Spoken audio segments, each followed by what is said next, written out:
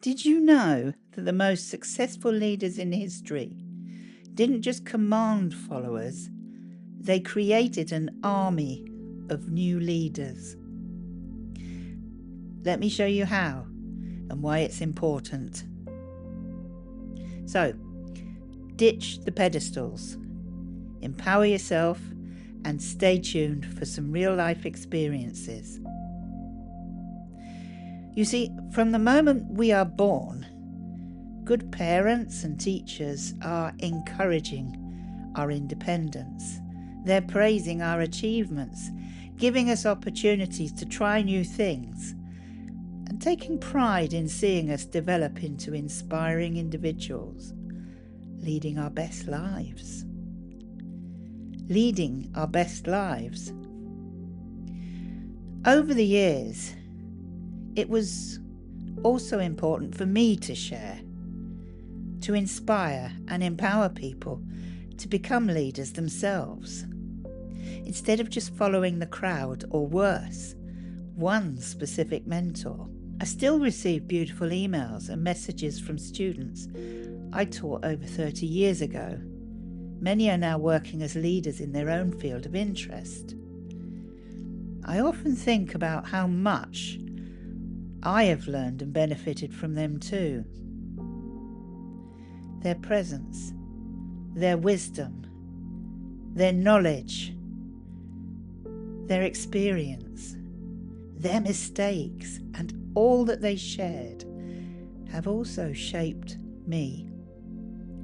You see, leadership is a vital component of any successful group, circle, community, and organization.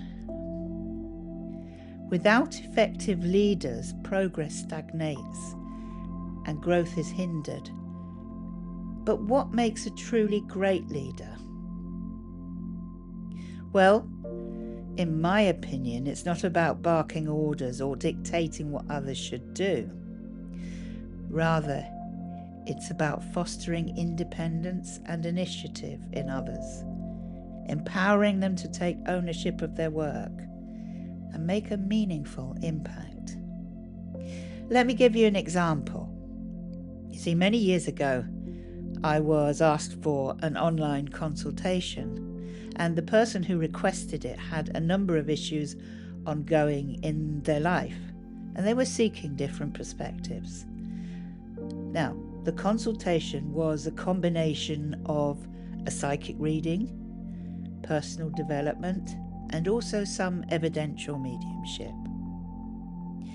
It went very well, and we kept in touch and had another consultation in which she was looking for a spiritual assessment.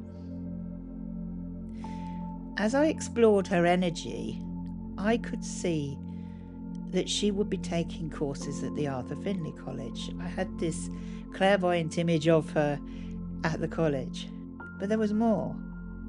The purpose of the courses were for her to explore spiritual and personal development, but from the perspective of setting up her own teaching school in the future.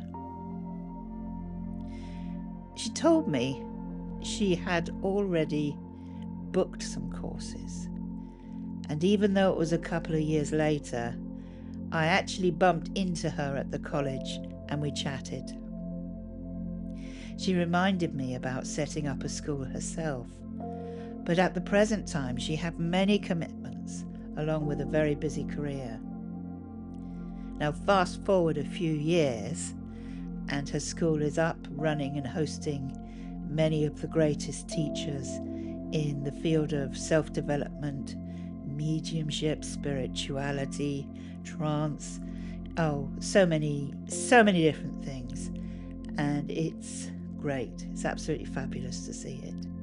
You see, she was empowered to lead rather than just being another client seeking my advice. She followed her path, tested it out for herself, found it was what she wanted, and is now a leading light in this field of work. But many leaders fall into the trap of creating followers instead of nurturing future leaders. They micromanage, dictate every step, and unfortunately they stifle innovation. They're stuck in the past, and you're stuck with them, with the past, if you stay with them. They berate those who dare to ask questions and often their experiences. They berate those who dare to ask questions and offer their experiences if they differ from their beliefs. This approach might provide temporary results if you believe what your mentor is saying is right for you, but it's a recipe for disaster in the long run. When leaders create followers, they create a culture of dependency where people are more concerned with pleasing the boss than with achieving their full potential. It's a complete distraction. So, groups or organizations that breed followers instead of leaders become complacent, stagnant, and eventually obsolete. They fail. When leaders focus on creating followers, they create a power imbalance.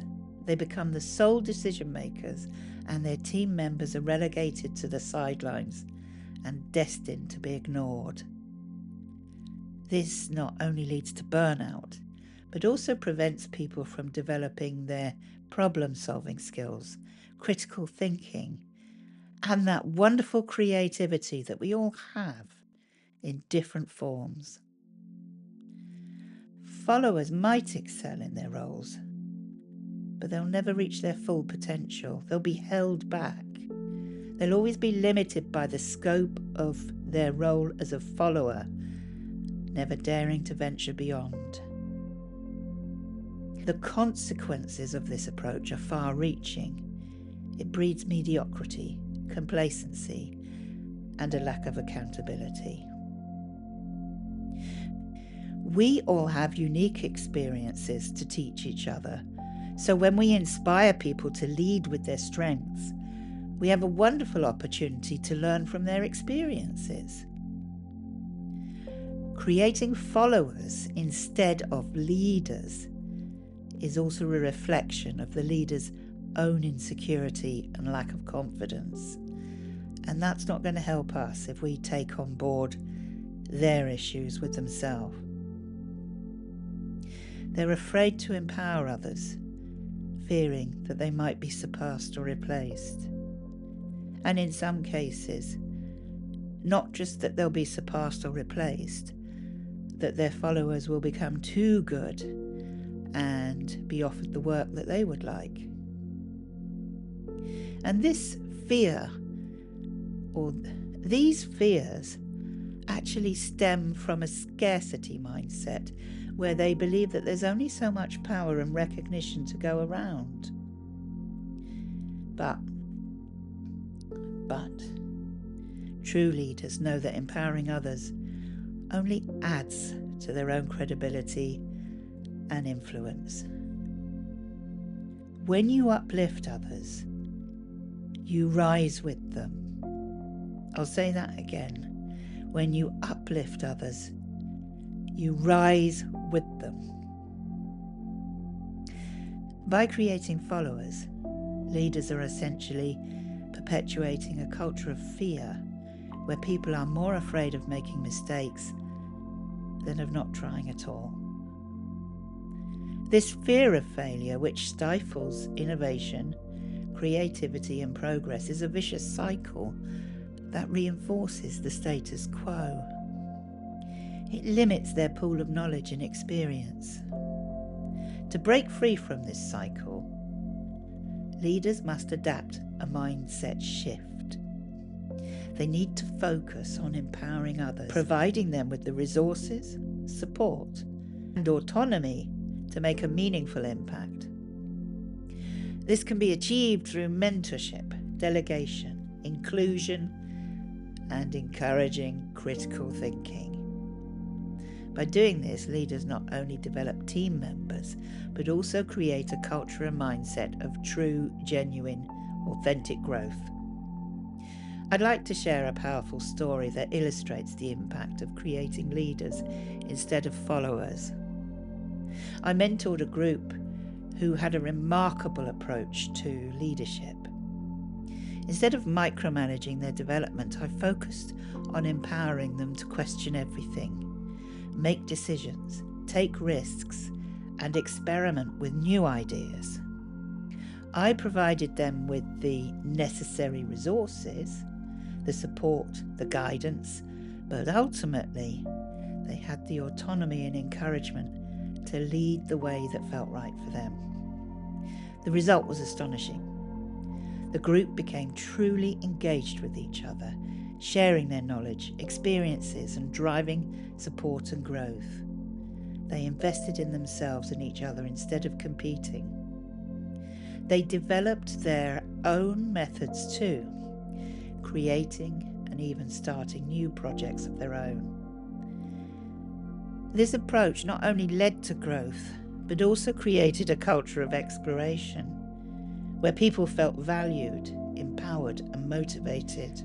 To this day, we are all still in touch, and all of us have a great sense of the very significant time we spent together. We created an unbreakable bond.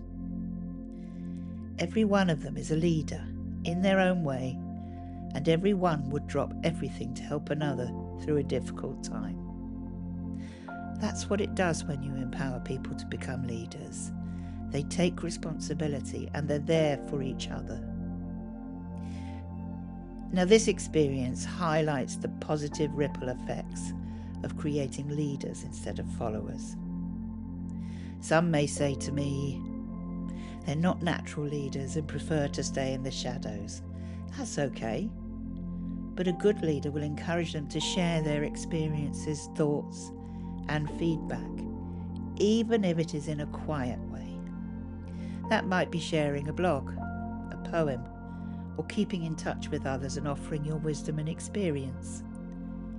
You can be a leader by sharing your philosophy of life, a thought leader. Leadership does not mean you have to be someone everyone admires and makes a big noise publicly.